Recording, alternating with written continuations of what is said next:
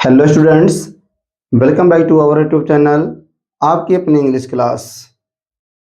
Students, in today's video we are going to learn the central idea of the poem my mother at 66।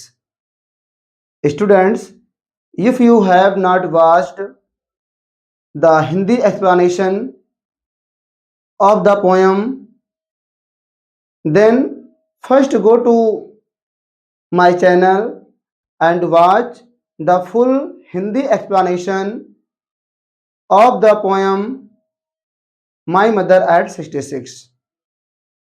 Because when you understand the Hindi explanation, then it become very easy to understand the central idea and make notes. So watch the Hindi explanation and then come back to the video to understand the central idea and make notes. Now students, let us start. Poem का name आपका है माई mother at 66। इसका central idea पढ़ते हैं कि the poem my mother at 66 is very serious and heart touching poem. तो माई mother at 66 ये कविता ये बहुत ही गंभीर और हृदय स्पर्शी कविता है, यानी हृदय को छू लेने वाली कविता है।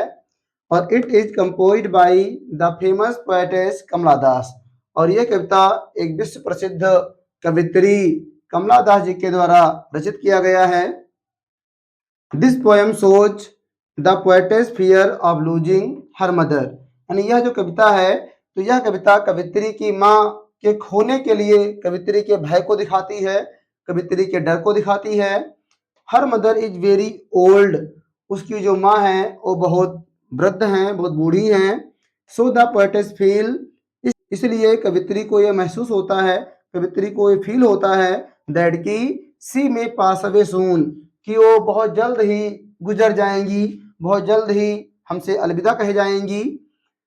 She gets scared of this thought. और जब कवित्री के मन में विचार आते हैं कि मेरी माँ काफी अधिक वृद्ध है, काफी अधिक बूढ़ी है और बहुत जल्द वो हमसे अलविदा कह जाएगी, हमसे दूर हो जाएगी, हमें छोड़ जाएगी, और जब ये विचार उसके मन में आते हैं तो she gets scared of this thought, तो वह इस विचार से काफी अधिक भयभीत हो जाती है। She gets scared of this thought, वो गेट स्केयर्ड का मतलब होता है भयभीत हो जाना, तो वह इस विचार से बहुत भयभीत हो जाती है, डर जाती है। To come out of these negative feelings she diverts her attention.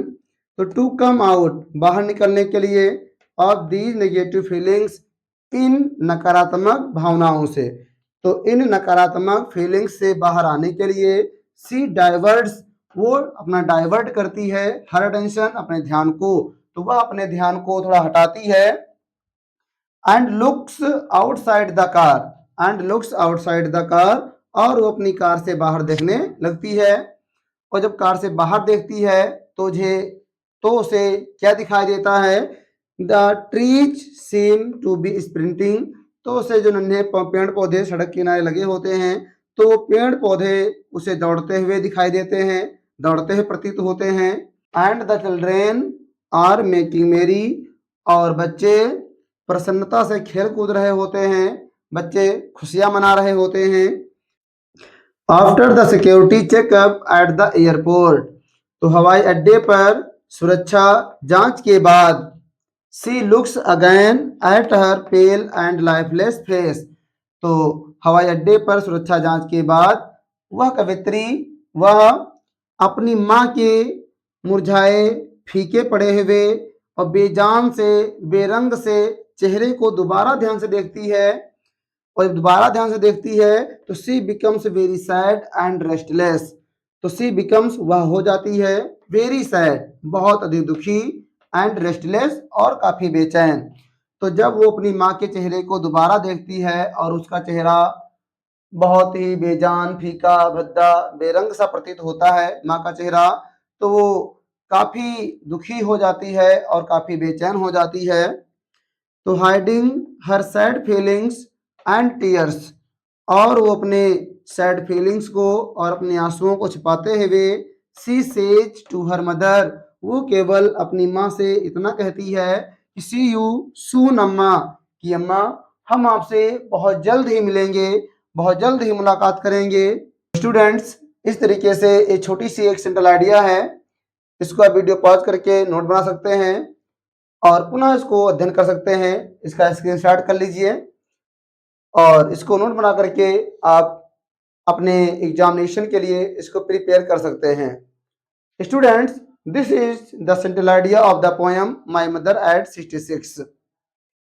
I hope you have clearly understood the main theme of the poem. Students, if you found this video helpful, please don't forget to like, subscribe and share the video. Thank you for watching. मिलते हैं next video में, तब तक के लिए जय श्री राम।